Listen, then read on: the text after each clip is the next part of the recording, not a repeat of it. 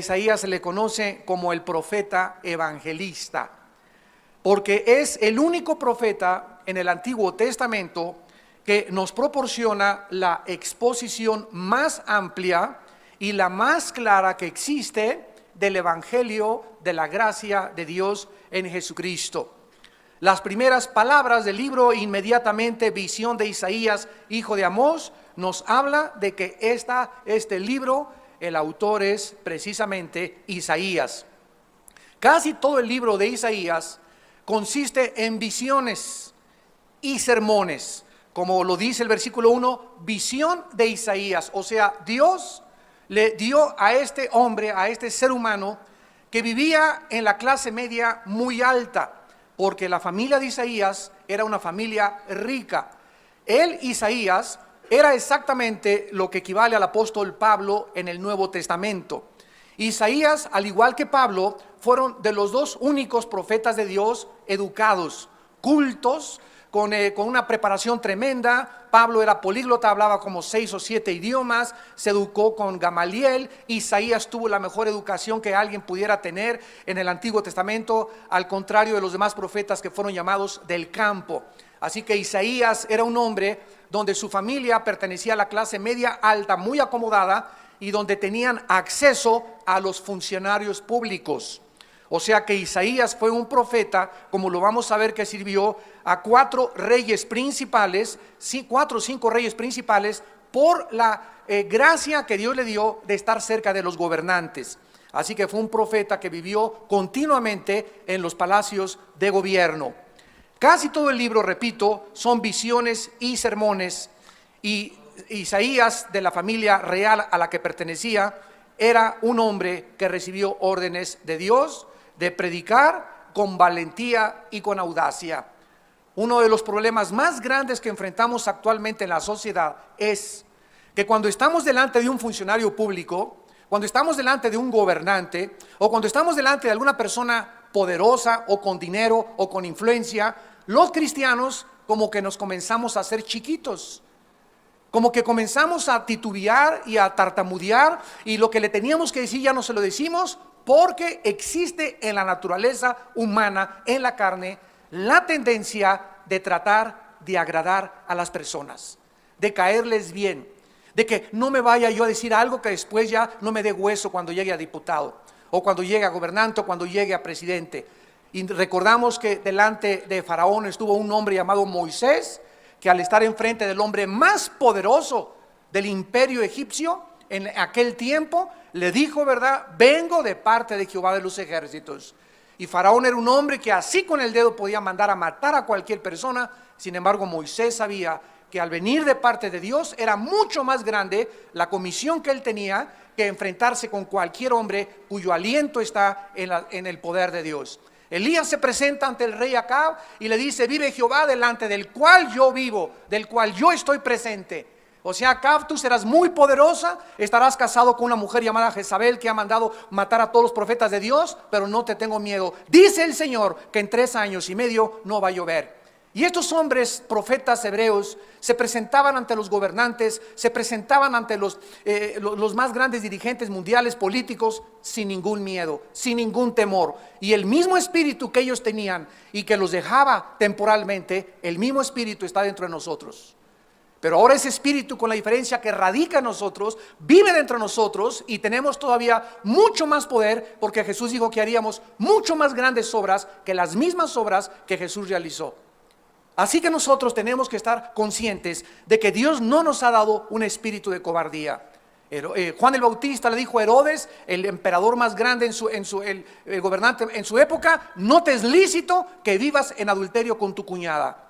Así le dijo Herodes, tú no puedes vivir con tu cuñada porque estás casado, y con la mujer que vives es tu amante.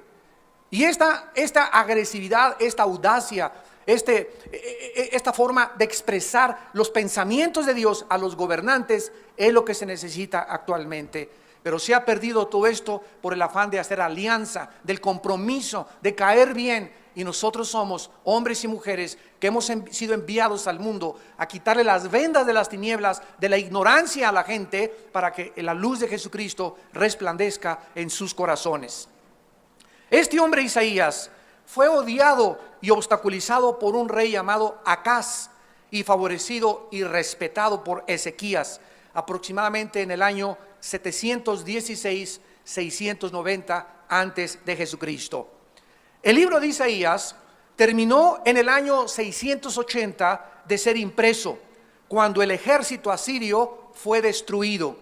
Los tiempos en los que Isaías profetizó fueron cuando terminó la cautividad babilónica y la cautividad asiria.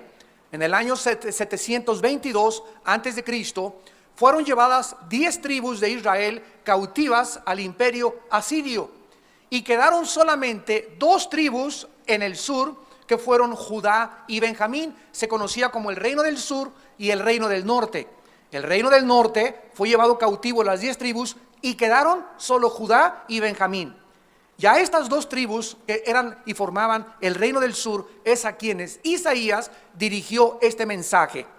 Todo lo que quedó del gran reino de Israel solamente, repito, fue Judá y Benjamín. Estos tiempos de Isaías eran tiempos desesperados, porque el pueblo vivía bajo una continua amenaza de ser invadidos de los imperios extranjeros. Entonces la gente se desbocaba, la gente se desbalagaba, se quería divertir, quería olvidarse de la cautividad a la que podían ellos enfrentarse, etcétera, etcétera. Y en lugar de que las pruebas, la maldad y las presiones los acercaran a Dios, los hicieron alejarse de Dios. Y este libro es una grande advertencia a todos nosotros como cristianos, porque lo más interesante de este libro es que el mensaje de Isaías fue profetizado y anunciado y proclamado a un pueblo que exactamente se va a encontrar en las mismas condiciones antes de que Jesucristo venga. Así que todo el mensaje de Isaías era para aquel pueblo que se encontraba bajo el mismo medio ambiente y las mismas circunstancias. Así lo vamos a descubrir, en las que antes de que Cristo venga se va a encontrar el pueblo de Dios. Así que el mensaje de Isaías es mucho, mucho más moderno para nosotros que para cualquier otra generación, porque es un mensaje para el pueblo de Dios en los últimos días. Y así se va a encontrar el pueblo de Dios antes de que Cristo venga.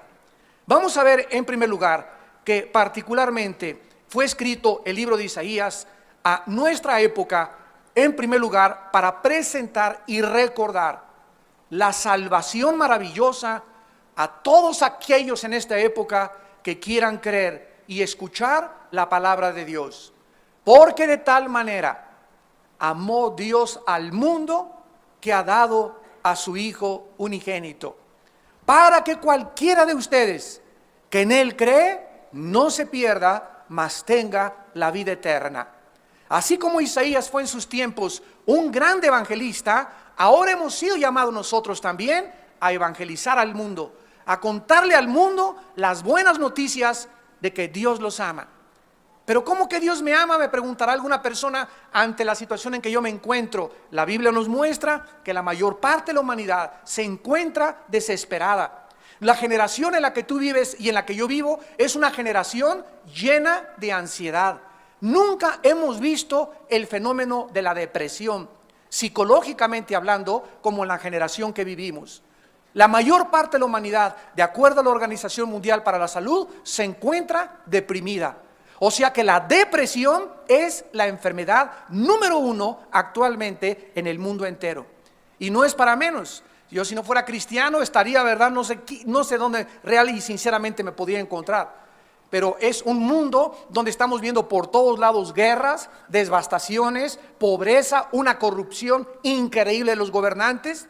El pueblo en México, ahora que estamos con los líderes, con este candidato a la presidencia de la República, comentábamos, estamos seguros que viene un cambio ya en México, donde ya basta de corrupción, ya basta de secuestros, de inseguridad, ya basta de abortos, ya basta de tanta drogadicción entre los jóvenes, ya basta. Y no podemos solamente quedarnos en ya basta y ya no queremos esto, sino que tenemos que hacer algo nosotros, tenemos que actuar, tenemos que formar parte de la acción que se está llevando a cabo a través del poder del Espíritu de Dios. No podemos quedarnos solamente en quejumbrosos y ya no quiero esto y aquello, sino tenemos que comenzar a orar, comenzar a buscar a Dios con todo nuestro corazón, comenzar a vivir más en esta palabra, a conocer más sus pensamientos, a sentir más su presencia, para que podamos tener una dirección clara, una esperanza, una seguridad, donde podamos realmente saber que vamos conforme a donde los vientos del Espíritu Santo están soplando. De tal manera Dios amó al mundo. El mundo necesita hoy más que nunca el mensaje de las buenas noticias de la salvación en Jesucristo. Ya no hay Mesías, no es el Dalai Lama, no es Mahatma Gandhi, no son los masones, no es un partido político, no son los sistemas económicos, no son las filosofías, ni las ideologías, ni la ciencia tampoco podrá cambiar el mundo. El único que lo puede cambiar es Jesucristo, el Hijo de Dios. En segundo lugar, este libro advierte este libro. Es como una campana de alarma, como lo vamos a comenzar a ver. Como cuando el Titanic se comenzó a hundir y más de 1,600 personas se fueron al fondo. Comenzaron los que estaban ahí en el tercer y cuarto piso, ja, ja, ja, y jo, jo, jo, y tráiganme otra de champán, y tráiganme más botellas, y riéndose, y este barco es inundible. Cuando salió de Inglaterra decían, jamás nadie lo puede hundir, y sin embargo un miserable y pequeño témpano, ¿verdad?, de hielo, un iceberg, le hace un boquete tremendo, comienza a entrar el agua, le avisan al capitán, la gente seguía, y el capitán dice, no le avisen a nadie porque no va a hundir esto el barco, y de repente se pasa de una cavidad a la otra cavidad, a la parte en medio, el agua, y cuando entra el agua en medio, al primero y al segundo piso, el capitán dice, esto ya no tiene salvación, y comenzaron a sonar la alarma, sálvese el que pueda. La gente dejó sus joyas, la gente dejó su marihuana que llevaban ahí, su cocaína, sus botellas de licor y todas las cosas que tenían a la manta, y corriendo y a ver quién podía aventarse una balsa para poder ser rescatados del hundimiento de este barco. Y así Dios está sonando una alarma, talán, talán, tilín, tilín, tilín. Ahorita por el juicio viene, el juicio viene, el juicio viene, pero a los justos, dice Dios, resplandecerá la luz en vuestra justicia.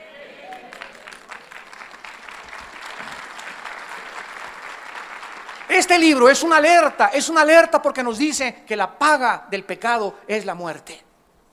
La paga del pecado es la muerte. Todos ustedes que sufren actualmente, que tienen culpa, que tienen vergüenza, que se metieron en deudas, que te andan buscando por tranza, que tus pecados te han alcanzado, tienes que aprender que es la razón por la cual se sufre en la vida. Es verdad que aunque no pequemos vamos a sufrir, pero tenemos a Dios de nuestro lado. Tenemos la esperanza que nos va a sacar. Tenemos la conciencia tranquila que no hemos ofendido a nadie. Y tal vez suframos por causa de la justicia. Pero cuando sufres por causa de tus pecados, por tus robos, por tus engaños, por la forma como tratas a tu esposa, por no entender que esta vida es corta, que tenemos la eternidad enfrente de nosotros, dice la Biblia, duro es el camino de los transgresores. La paga del pecado es la muerte. El alma que pecare, esa morirá, dice el Señor. En tercer lugar, este libro consuela a todos los que confían en Dios. Dice en el capítulo 3 de Isaías, versículo 10, decid al justo que le irá bien, porque comerá de los frutos de sus manos.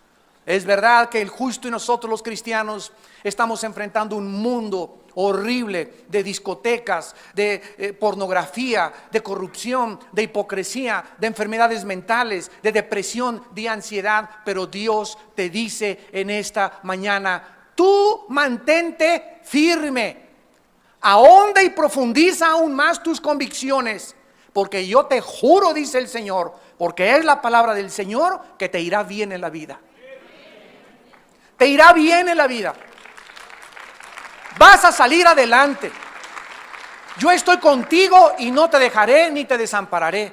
Mi brazo derecho está con tu mano. Muchas son las aflicciones del justo, pero de todas nos salva el Señor. De todas nos libra el Señor. Porque Él es nuestro amparo, nuestra fortaleza, nuestro pronto auxilio en todas las tribulaciones. El que habita al abrigo del Altísimo morará bajo la sombra del Omnipotente. Él es mi castillo, Él es mi roca, el que adiestra mis manos para la batalla, el que prepara en mí el arco de bronce, el que adiestra mis manos. Con mi Dios asaltaré muros y con mi Dios derribaré fortalezas.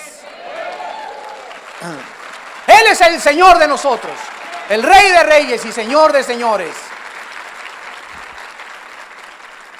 De una forma preciosa, en el capítulo 60 de Isaías, vamos a brincarnos rápidamente para leer tantas promesas que existen para nosotros. Y dice el capítulo 60 de Isaías, ya casi al acabar la visión y los sermones de Isaías: levántate, resplandece, porque ha venido tu luz y la gloria de Jehová ha nacido sobre ti.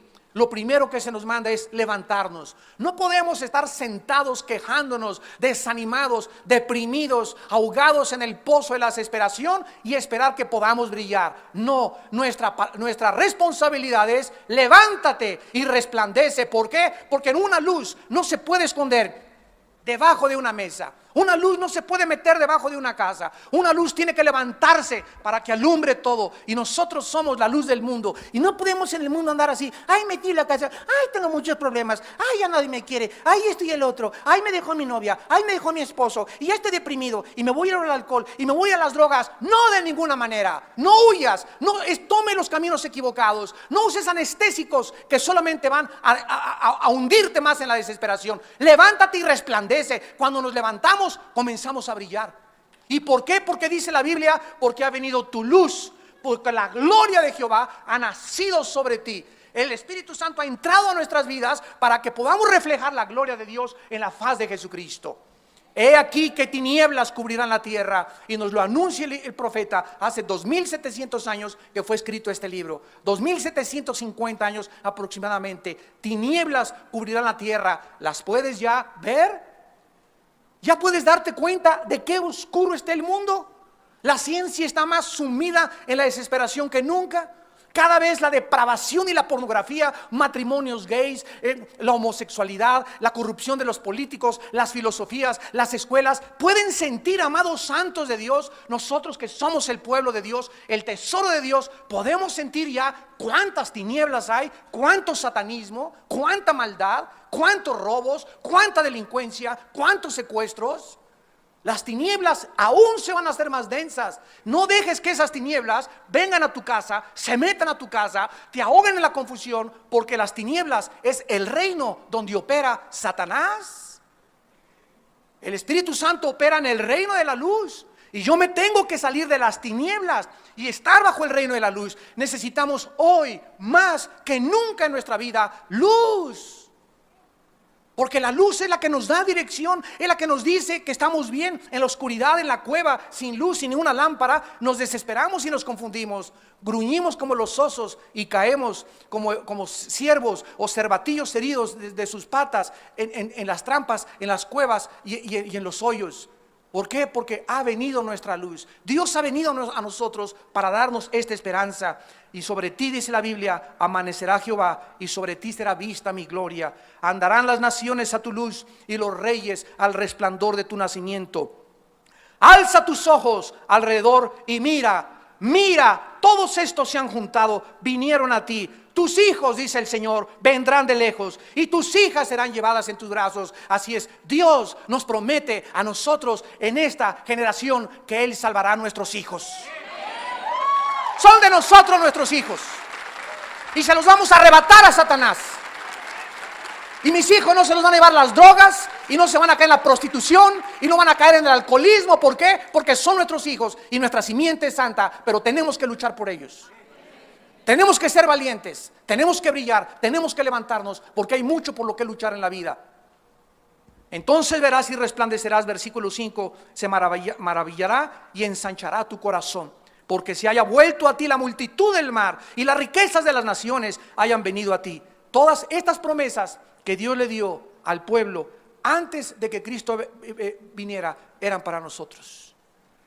Porque nosotros somos esa generación, como lo vamos a ir discerniendo en este libro maravilloso de Isaías. Y finalmente Isaías describe un retrato del Mesías como ningún otro retrato se encuentra en el Antiguo Testamento. En el capítulo 53 de Isaías, versículo del 3 al 6, este hombre escribió antes de que Jesús naciera. Para ser exactos, 750 años antes. 750 años antes, señores que andan buscando si la Biblia tiene errores, si la Biblia es inspirada por Dios, si la Biblia realmente es confiable. Estas profecías describen de una forma maravillosa y exacta, y además es uno de los capítulos que más consistencia tiene y donde más evidencias un judío o los rabinos judíos que aún no aceptan a Yeshua Mashiach, a Jesús el Mesías como el Salvador, para que puedan ellos entender que no hay ningún otro personaje en la historia que pueda asemejarse y del cual está hablando el profeta con cientos de años de anticipación. Dice el versículo 3: despreciado y desechado entre los hombres, varón de dolores, experimentado en quebranto, y como que escondimos de él el rostro, fue menospreciado y no lo estimamos. Ciertamente llevó él nuestras enfermedades y sufrió nuestros dolores, y nosotros le tuvimos por azotado, por herido de Dios y abatido. Mas el herido fue por nuestras rebeliones, molido por nuestros pecados. El castigo de nuestra paz fue sobre él, y por su llaga fuimos nosotros curados. Hablándoles con mucho amor y con mucho respeto y con mucha misericordia a los rabinos judíos, díganme ustedes, señores rabinos, ¿quién de ustedes, rabinos, llevó nuestros pecados en una cruz? ¿Quién ha muerto en una cruz? ¿El Dalai Lama? ¿Quién murió en una cruz? ¿Mahatma Gandhi? ¿Quién murió en una cruz? ¿Buda? ¿De quién se ha escrito y de quién se ha ensombrecido en las tinieblas de la filosofía para describir a los falsos profetas en contraste con el Mesías Jesucristo? Despreciado y desechado entre los hombres desde que nació Jesucristo, la Virgen María embarazada con José, su esposo, buscando un lugar donde parir al niño. Desde que nació Cristo, antes de que naciera, el mundo ya le había cerrado las puertas. Aquí no puedes nacer, vete de aquí. Y no encontró ningún lugar donde el Hijo de Dios, el creador de los cielos y de la tierra, el juez del universo, el legislador de la moral, pudiera nacer, y nació en un humilde pesebre. Desde que entra el Salvador al mundo, desde que entra al escenario mundial, desde que baja este planeta del cielo de otra dimensión, Él nos muestra que Él entraba al escenario mundial vestido totalmente de humildad. A los 2 años tiene que salir huyendo, y durante toda su vida sus hermanos lo rechazan, su familia lo rechaza. Y durante 3 años y medio predico el evangelio de la gracia, diciéndole a la gente: el reino se ha acercado, el reino se ha acercado, el reino se ha acercado, arrepiéntanse de sus pecados. No son animales, no venimos de los animales, no somos el producto de una evolución y una selección natural. Somos gentes, ciudadanos del cielo, creados a imagen y semejanza de nuestro Creador, agentes morales, responsables, libres, que algún día seremos juzgados, los vivos y los muertos. Esto no es un chiste, vivir no es un chiste. No es Alicia en el País de las Maravillas. No estamos en la telenovela Rebelde. No estamos con Pinocho y con Peter Pan y con todos los cuentos que te contaron cuando eras niña. Tenemos que madurar y entender que la vida es duro. El matrimonio es algo por lo cual tenemos que luchar todos los días. Todos los días hay que luchar por nuestra esposa, por nuestro esposo, o comenzarnos a amalgamar los dos, a entender los dos, a identificarnos los dos. Esto se requiere madurez. Y no, ya no te quiero, ahí nos vemos, puedo encontrar otra. Ya no te quiero, puedo encontrar otra. Es algo por lo cual tenemos que luchar. Por nuestros hijos, nos sacan canas nuestros hijos. Y si no, espérate a que crezcan nada más. Nos sacan canas. ¿Por qué? Porque es la ley de la vida. No es fácil nada, pero Dios no nos dice que nunca se van a apartar. Dios nos dice y nos promete que aunque se aparten nuestros hijos, los trae, y de la oreja los trae.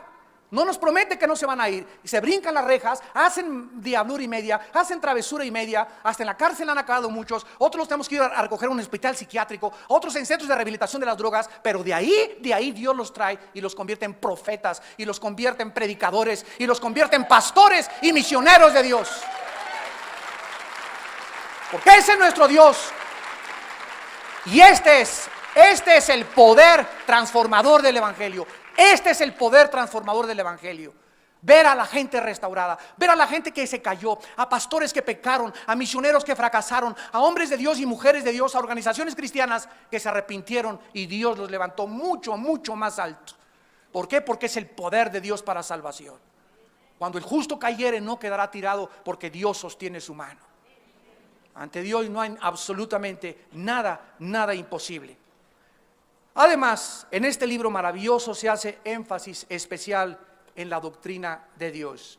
Es el libro en el Antiguo Testamento que nos describe con más detalles la omnisciencia, la omnipotencia, la omnipresencia, la soberanía, la fidelidad, la misericordia, la paciencia, el amor, la bondad de nuestro Dios y Salvador. El creador del universo, que ordena todos los acontecimientos de la historia según su propósito y su plan eterno de los siglos. Miren rápidamente en Isaías 44, qué es lo que dice el profeta acerca de esta soberanía, de esta omnisciencia de Dios. Esto es una de las cosas más maravillosas en la Biblia que se conocen como la profecía bíblica. No hay ningún otro libro, señores historiadores, sociólogos, antropólogos que nos escuchan. No existe ningún. Ve y sigue buscando en las librerías, en los billones de volúmenes de literatura que existen en todas las bibliotecas. Continúa rascándole hasta que te digan ratón de biblioteca. Y nunca vas a encontrar ningún libro sagrado, ningún profeta, ni Nostradamus, ni Jim Dixon, ni Tugurú Maharaji, Tachi Kukalakachi, ni toda la bola de tontos que andan por ahí diciendo que son profetas y hombres de Dios y que son Dios y que vamos a ser dioses. En ningún volumen de literatura vas a encontrar que la historia humana está claramente delineada de la A a la Z. Cómo comenzó el mundo, cómo son las naciones, los lenguajes, la época que vivimos, la época de los nazis, el comunismo, el nazismo, el fascismo, etcétera, etcétera. Los países que están ahorita alineándose en el último escenario mundial y que se están juntando en contra de Israel. ¿Cómo va a acabar la Tercera Guerra Mundial en Israel? No existe ningún libro más que en la Biblia que nos trace de una forma perfecta el orden de la historia humana. Y esto fue lo que anunció el profeta en el capítulo 44, versículos 6 al 8. Así dice Jehová, Rey de Israel y su Redentor, Jehová de los ejércitos: yo soy el primero y yo soy el postrero, y fuera de mí no hay Dios. Comienza diciendo Dios: yo soy ¿qué cosa? Síganme con atención. El alfa y yo soy la omega. ¿Saben qué significa esto? ¿Saben qué significa esto? Que si Dios es el primero y Dios es lo último, y todavía no llegamos a lo último, si Él es realmente el primero y Él es el último, Él tiene que escribir lo último y cómo va a acabar todo, si es que Él es Dios. Y si Él es el último y no hemos llegado al final de la historia, nos encontramos entonces, ¿verdad?, cerquita de lo último, del final de la historia humana. Y Cristo nos dijo: he aquí os lo digo todo, vendrán guerras, terremotos, pestes, hambre, nación contra nación, fenómenos meteorológicos, climatológicos, y será el principio de los dolores. Después se unirá el antiguo imperio romano con el Medio Oriente, se va a formar una alianza, Daniel capítulo 2, capítulo 7, Ezequiel capítulo 37 y 38, y va a surgir un hombre llamado el anticristo. Las computadoras se anunciaron en Apocalipsis 13, cuando se anuncia hace 2000 años que el anticristo marcaría a todos en la mano o en la frente. ¿Cómo podría esto ser posible si no se hubieran inventado las computadoras? ¿Cómo podría Juan hace 2000 años poder escribir que vendría un tiempo cuando el mundo podría ser controlado por una sola organización, por un solo gobierno, si no fuera por el invento de los chips y de las computadoras? ¿Cómo se podría saber en Apocalipsis capítulo 11 que cuando maten a los dos profetas de Dios en Jerusalén, todos los van a ver? ¿Cómo se podría saber que iba a haber un momento en la historia en la que todos íbamos a ver el mismo acontecimiento si no fuera porque en 1957 se inventaron los primeros satélites de comunicación? Y todo este cúmulo de evidencias que hay en la Biblia, ¿verdad?, es porque Dios es el primero y porque Dios es el postrero. Y no solamente lo dice, sino que lo demuestra con las profecías cumplidas. Y dice a continuación el profeta, versículo 7: ¿quién proclamará lo venidero? Lo declarará y lo pondrá en orden. Esa frase, lo pondrá en orden, lo tengo subrayado yo en mi Biblia. Dios es el único que puso en orden la historia. Una prueba: antes de que Isaías escribiera, se estaba anunciando que Dios ordena los acontecimientos de la historia. Si van ustedes al capítulo 2 de Daniel, ahí dice en Daniel que hubo una gran estatua que tuvo un sueño el gran rey Nabucodonosor. Y en esa estatua se encuentran en orden toda la historia de los imperios mundiales. Y le dice Daniel al rey Nabucodonosor: la cabeza de oro es Babilonia, eres tú, oh rey. El pecho y los brazos de plata representan al imperio medo-persa. Y la historia nos demuestra que después del imperio babilónico siguieron los medos y los persas, que hicieron una alianza. Y después le dice Daniel, cuando estos imperios todavía no habían existido, después del imperio medo-persa habrá un tercer imperio. Y sabemos que el tercer imperio fue los griegos, con el vientre de plata. Alejandro el Magno, a los 33 años de edad, había conquistado toda la Europa, África del Norte y casi todo el Medio Oriente. Y le dice Daniel al rey, y las piernas de hierro es el último imperio que existirá antes de que Cristo venga, con terminaciones de dedos mezclados con barro y mezclados con hierro. Y estas dos piernas después de los griegos, surgió el imperio romano, que se dividió en dos, ejemplificado y simbolizado por las dos piernas, Alejandría y Constantinopla. Se dividió el imperio romano en dos y pusieron al obispo de Alejandría y al obispo de Constantinopla. Y la Biblia dice que del imperio romano, los dedos, surgiría 10 naciones que se unirían y formarían un bloque. Y estas 10 naciones, esto fue escrito, damas y caballeros, hace 2600 años. De estas últimas 10 naciones surgiría el anticristo. ¿Quiénes son estas 10 naciones? Dice que surgirían del antiguo imperio romano, ante los ojos asombrados del mundo. En 1957 se firma el Tratado de Roma, donde 3 naciones europeas, bajo un francés llamado Jacques Delors, sueñan con unificar Europa, y se comienza a llamar el mercado común europeo. Llegamos a 1973 y eran como 8 naciones, y ahorita en el siglo XXI son 25 naciones unidas en Europa, con el bloque más fuerte de Producto Interno Bruto, exportaciones e importaciones que nadie puede competir, ni en los mercados japoneses ni orientales, ni tampoco Canadá, Estados Unidos, México, Chile y Brasil. Nadie puede competir ahorita con Europa. De acuerdo a la Biblia, Dios lo profetizó. El último imperio, antes de que Cristo viniera, no iban a ser los rusos con el comunismo, no iba a ser Estados Unidos, iban a ser 10 naciones unificadas e iban a surgir de Europa, tal como con nuestros ojos tú y yo lo estamos viendo, para que cuando suceda esto nos acordemos que Él nos lo dijo antes y comencemos a levantar nuestra cabeza y a decir, como decían en mi tierra, ah, chirrión, ah, caray, esto es verdad. Y cuando yo comencé a decir eso, ah, caray, esto es verdad, caí de rodillas. Le dije, Señor, tú eres real, tú existes, tú eres bueno, tus palabras son firmes, no ha caído una sola tierra. Señor, aquí está mi vida, aquí está mi alma, te la entrego, úsame, Señor. No quiero vivir en esta vida y pasar desapercibido simplemente como uno más de tantas personas que se van al camino a la perdición, porque amplia la puerta que conduce a la perdición y la mayoría van por ella. Pero es una decisión que cada uno de nosotros tenemos que tomar. Tenemos que determinar en nuestro corazón a quién vamos a servir. Y tienes una vida, y yo tengo una vida para determinar tal vez en esta mañana a qué amo quieres servir. Si Dios no es Dios, vete con tus ídolos, sigue leyendo tus discotecas, síguete revolcando con tu novio, síguete drogando, síguete emborrachando, síguele siendo infiel a tu esposa, porque para ti no hay moral, para ti no hay pecado, para ti no hay temor de Dios. Pero si Dios es Dios, límpiense los que llevan los instrumentos de Jehová, porque sin santidad nadie verá a Dios.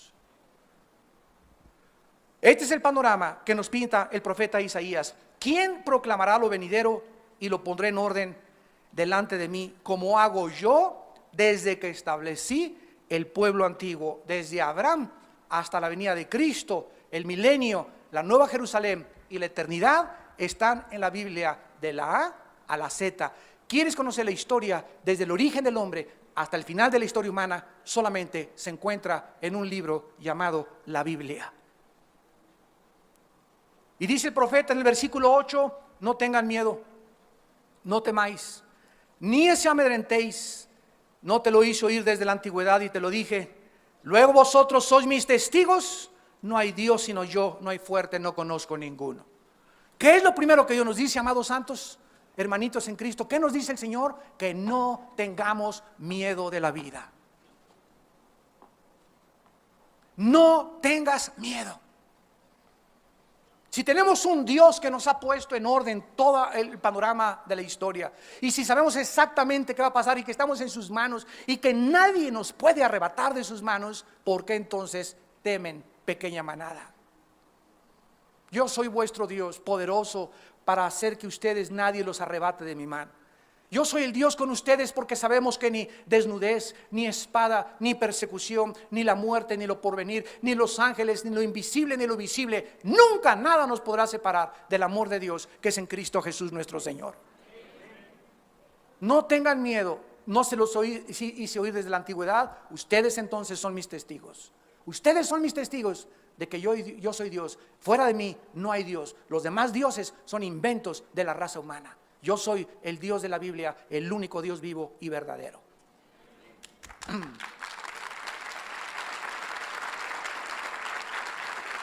Y en el capítulo 46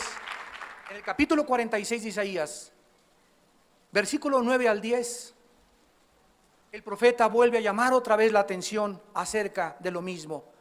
Isaías 46 del 9 al 11. Acuérdense de las cosas pasadas desde los tiempos antiguos.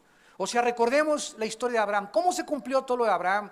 Que iban a entrar a Egipto, que iban a ser cautivos 400 años. Todo eso en el Génesis Dios lo escribió. Se cumplió en el Éxodo, se cumplió en el Levítico, se cumplió en Deuteronomio. Acuérdense, dice Dios, estudia mi palabra, dice el Señor, y ve históricamente lo que hice y cómo se cumplió a la luz de la historia. Damas y caballeros, amados santos, cuando venimos a la Biblia, venimos a un contexto histórico, geográfico, científico, genético, biológico, antropológico, lingüístico, filosófico. No venimos a Alicia en el país de las maravillas. La Biblia no es un libro de leyendas. Tú agarras el libro del Corán de los musulmanes, agarras el Tripitaka de Buda, agarras los Vedas de los persas, cualquier libro sagrado que tú busques, nunca vas a encontrar que está con un trasfondo histórico, geográfico, arqueológico, antropológico, biológico, demostrado por las leyes de la genética, por las leyes de la física. La Biblia tiene más matemáticas que Stephen Hawking, el más grande físico matemático ahorita de la historia, y que Alberto Einstein. Si tú te metes al hebreo, te encuentras que el número 7 en los 3 primeros capítulos de Mateo hacen una secuencia cada 7 números. Esto no pudo haberse hecho cuando ni las computadoras existían. Y esto es lo que nos está diciendo nuestro Padre Celestial. Él es el que nos va a ayudar, Él es el que nos va a bendecir, Él es el que nos quiere mostrarle todas las cosas para que nosotros no tengamos miedo. Acuérdense el pasado, porque yo soy Dios y no hay otro Dios y nada hay semejante a mí. ¿Qué es esta advertencia que nos hace? No quitemos nuestros ojos sobre el Dios de la Biblia. No pongas tus ojos en dioses falsos, en sectas falsas, en ideologías falsas, en mesías falsos. Desde Jesucristo todos han sido falsos mesías, falsos líderes religiosos. Se han levantado miles de hombres y se seguirán levantando, que proclamen y digan: yo tengo la panacea para la humanidad, yo tengo la respuesta para la humanidad, yo puedo cambiar México, yo puedo cambiar el mundo. Y el mundo cada vez cree más fácilmente la mentira que la verdad. ¿Qué va a hacer el anticristo? La Biblia lo dice. Se va a erigir en Europa y en el Medio Oriente y va a decir: ¿quién como yo? Yo soy Dios.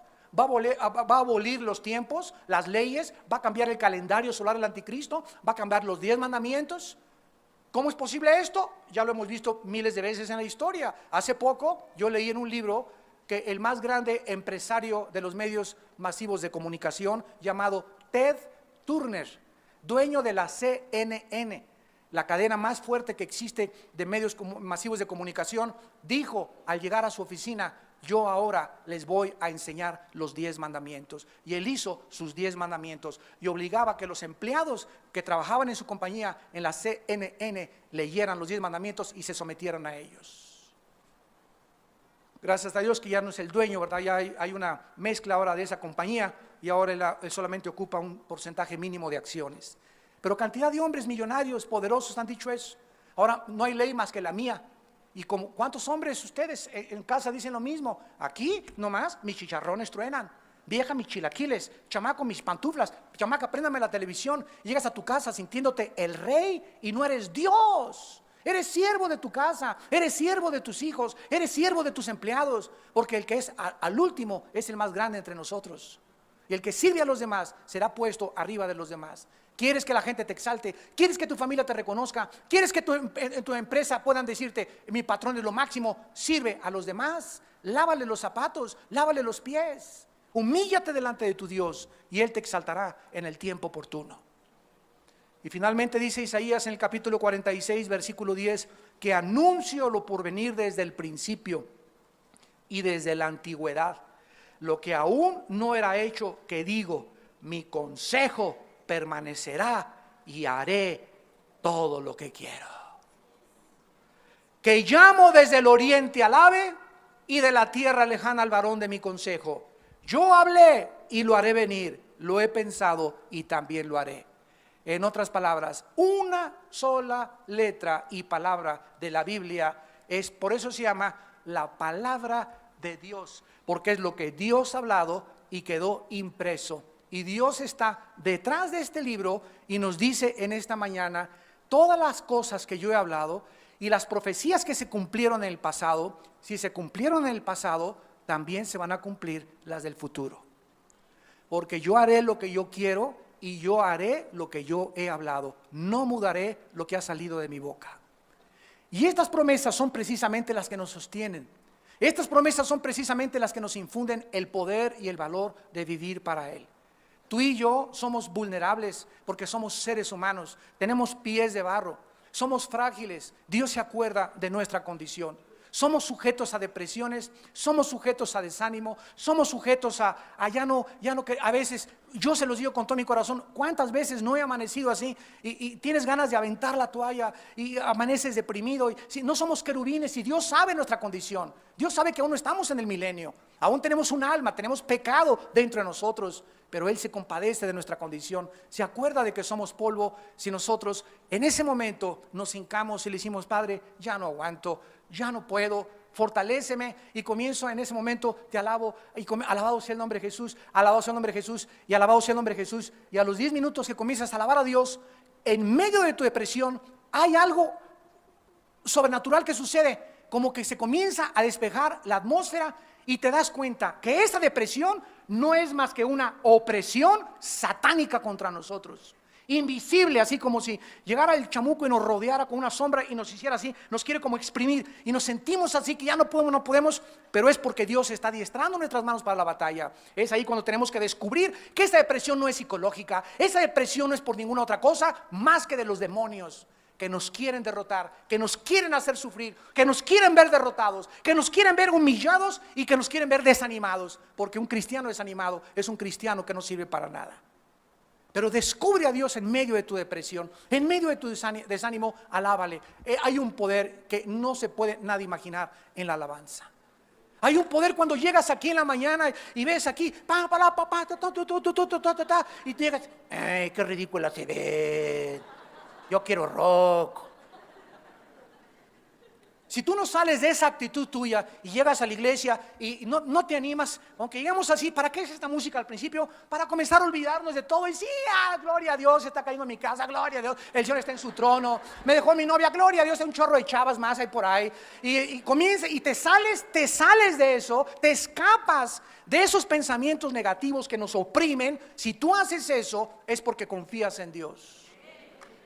Y Dios te bendice, Dios te bendice.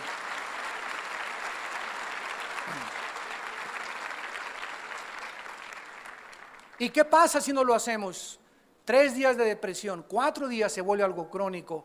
Y sabes una cosa, ni el perro te aguanta. Y finalmente, la Biblia nos muestra en este libro maravilloso de qué forma comienza, como lo vamos a ver en la próxima clase, con acusaciones en contra del pueblo de Dios. Después revelándonos el futuro reino de Dios y los juicios tan tremendos que van a caer sobre este mundo, que se describe en el capítulo 2, en el capítulo 10 y en el capítulo 24. Después vemos el llamado hasta el capítulo 6 de Isaías, donde Dios deja como una marca, como una cosa impresa, que para poder servirlo antes Isaías tenía que ver el trono que llenaba en el cielo, y que los querubines alrededor de Dios decían, santo, santo, santo es el Señor. No es hasta que Isaías tiene un concepto adecuado de la santidad de Dios que Isaías puede decir estas palabras: heme aquí, envíame a mí. No es hasta que tenemos un concepto muy amplio de la santidad de Dios que podemos servir a la obra de Dios.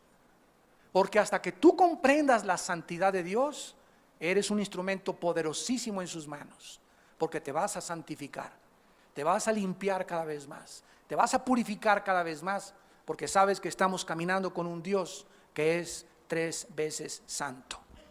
Y finalmente vamos a ver de qué forma termina este libro maravilloso, con los últimos capítulos describiendo el reino milenial, desde el capítulo 11 de Isaías, capítulo 60 al 66, de qué manera tan maravillosa se escribe la vida que vamos a tener en esta tierra, cómo va a haber familias en esta tierra en el milenio, va a haber reproducción sexual, no nos vamos a casar porque no vamos a necesitar un papel que garantice que le voy a ser fiel a mi esposa, va a regir Cristo desde Jerusalén con el rey David como gobernador. Y en ese momento ya no va a haber nada de que engañes a tu esposa, ni mucho menos, porque en ese momento va a ser Dios el que castigue inmediatamente el pecado.